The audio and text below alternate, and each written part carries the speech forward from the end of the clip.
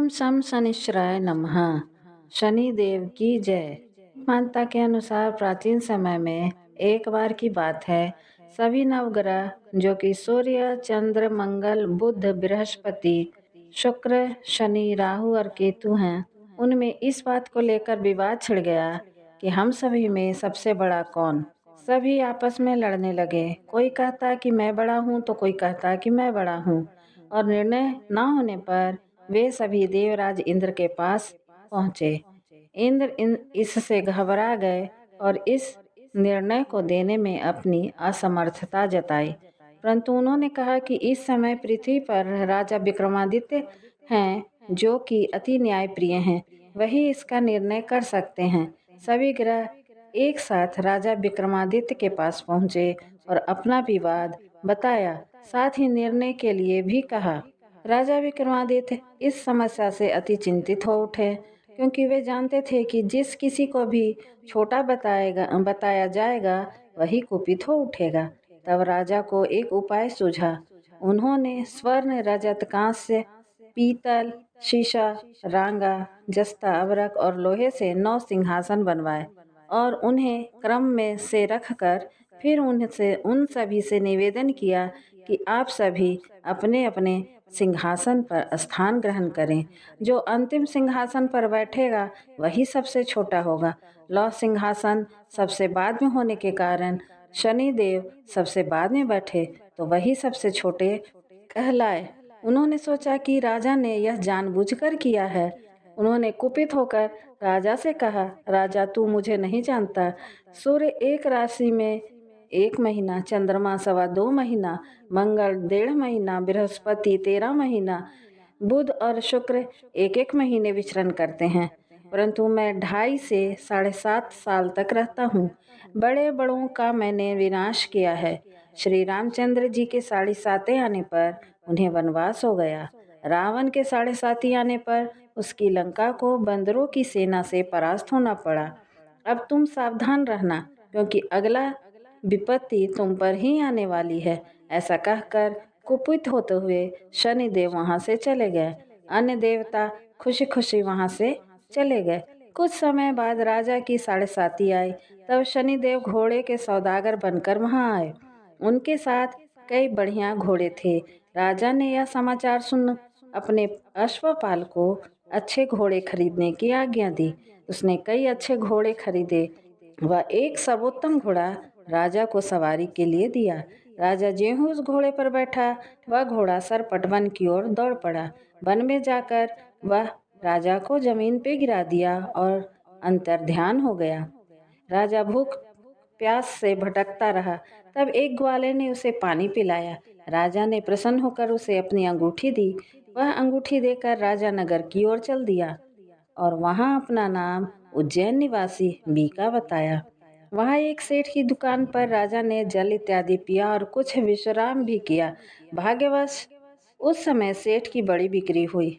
सेठ उसे खाना इत्यादि खिलाने के लिए अपने घर ले गया। वहां उसने एक खूंटी पर देखा कि एक हार टंगा है, जिसे खूंटी निगल रही है।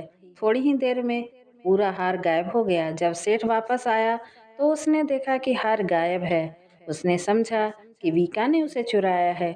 उसने बीका को कोतवाल के पास पकड़वा दिया। फिर राजा ने उसे चोर समझकर हाथ पैर कटवा दिए। वह चौरंगिया बन गया और नगर के बाहर फेंकवा दिया गया। वहां से एक तेली निकल रहा था, जिसे राजा पर दया आ गई। उसने बीका को अपनी कोल्हू वाली गाड़ी पर बैठा लिया। वह अपनी आवाज से बैलों को हाँकने लगा। कुछ समय पश्चात राजा की शनि दशा समाप्त हो गई। वर्षा काल आने पर वह मल्हार गाने लगा। तब वह जिस नगर में था, वहाँ की राजकुमारी मन भावनी को वह मल्हार इतना भाया कि उसने मन ही मन प्रण कर लिया कि उस राग गाने वाले से ही वह विवाह करेगी। उसने दासी को उस मल्हार गाने वाले के पास भेजा। दासी ने बताया कि वह चौरंगिया है, परंतु राजकुमारी नहीं मानी। अगले ही दिन से वह इस बात को लेकर अनशन पर बैठ गई कि वह विवाह करेगी तो उसी से। उसे बहुत समझाने पर भी जब नहीं मानी तो राजा ने उस बीका को बुलावा भेजा और विवाह की तैयारी करने को कहा। फिर उसका विवाह राजकुमारी से हो गया। तब एक दिन सोते हुए स्वप्न में शनिदेव ने राजा से कहा, राजन, तुमने देखा मुझे छोटा बताकर कितना दुख झेला। तब राजा ने उनसे क्षमा मांगी और प्रार्थना की कि हे शनिदेव, जैसा दुख मुझे दिया किसी और को मत देना। शनिदेव मान गए और कहा, जो कोई भी मेरी कथा सुनेगा और व्रत करेगा उसे मेरी दशा में कोई दुख नहीं होगा। जो नित्य मेरा ध्यान करेगा और चींटियों को आटा डालेगा उसके सारे मनोरथ पूर्ण होंगे। साथ ही राजा को हाथ पैर भी वापस दे दिए। प्रातः आँख खुलने पर राजकुमारी ने देखा तो वह आश्चर्यचकित रह गई। बीका ने उसे बताया कि वह उज्जैन का राजा विक्रमादित्य है। सभी अत्यंत प्रसन्न हुए। सेठ ने जब यह सुना तो वह क्षमा मांगने लगा। राजा ने कहा कि वह तो शनिदेव का कोप था, इसमें किसी का कोई दोष नहीं है। सेठ ने फिर भी निवेदन किया कि मुझे शांति तभी मिलेगी जब आप मेरे घर चलकर भोजन करेंगे। सेठ ने अपने घर में नाना प्रकार के व्यंजन से राजा का सत्कार किया। साथ ही सभी ने देखा कि जो खूंटी हार निगल गई थी वही अब उसे उगल रही थी। सेठ ने अनेक मोहरें देकर राजा का धन्यवाद किया और अपनी कन्या श्री कौड़ी से पानी ग्रहण का निवेदन किया। राजा ने शहर स्वीकार किया। कुछ समय पश्चात राजा अपने दोनों रानियों मनभावनी और श्री कौड़ी के सहित उज्जैन नगरी को चल दिए। वहां पूर्ववासियों ने सीमा पर ही उनका स्वागत किया। सारे नगर में दीप जलाए गए और खुशियां मनाई गई। राजा ने घोषणा की कि मैंने शनिदेव को सबसे छोटा बताया था, जबकि असल में वही सर्वोपरि हैं। तब से सारे राज्य में शनिदेव की पूजा और कथा नियमित होने लगी। सारी प्रजा ने बहुत समय तक खुशी और आनंद के साथ बिताया। जो कोई शनिदेव की इस कथा को सुनता या पढ़ता है उसके सारे दुख दूर हो जाते हैं। तो प्रेम से बोलिए शनिदेव महाराज की जय।